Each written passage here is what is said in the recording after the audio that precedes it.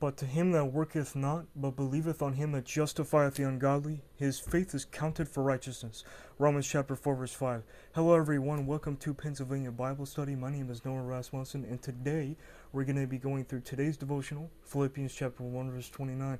So Philippians chapter 1, verse 29 says, "For me to live is Christ, and to die is gain." This is the Here Journal for today. So my personal highlight for this verse at hand is, "For me to live is Christ." My explanation of the verse at hand is, in this context, Paul is talking about what he was previously talking about in the past verses before, building his ministry for God's sake and following him wherever he goes. Paul in the before context was talking about people fellowshipping or giving gifts or money to his ministry, which he finds would build to his account for Christ's name. This very thing would proportion to the phrase that he likes. "For me to live is Christ." He thinks that it would be better gain to die, for then he would be in heaven with the Lord. But Paul, knows that it would be better to stay alive so that his ministry can thrive and grow. He was in prison at this time, so he definitely needed prayers for his salvation from possible unspiritual thinking that he wouldn't be good off just living for Christ while he waits to die and be present with the Lord.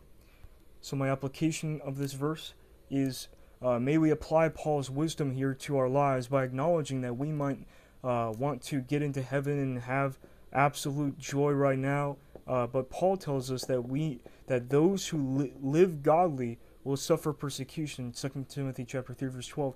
So we need to live for Christ regardless of our desires or our current positions of authority in this present world, for this world will be done in no time. Will be basically gone in no time. Paul says it would be better for him to be taken to heaven when he wrote the letter, but while we live, we must die daily to follow God's ways. That is what a Christian, a person who is saved from hell, who lives for Christ, or a disciple for Christ is. My response, the response for this verse is, "Pray then like this: God, I thank you that I am loved by you, and I am wanting to follow your ways instead of mine. I pray that even though I walk through the valley of the shadow of death, you are always with me. I know that my life would be better to be in heaven right now, but I know your word is true. Because I know that your word is true, may I never forget the blood you shed. For that blood you took for us springs light to the testimony of Christianity that your word has never and will never fail.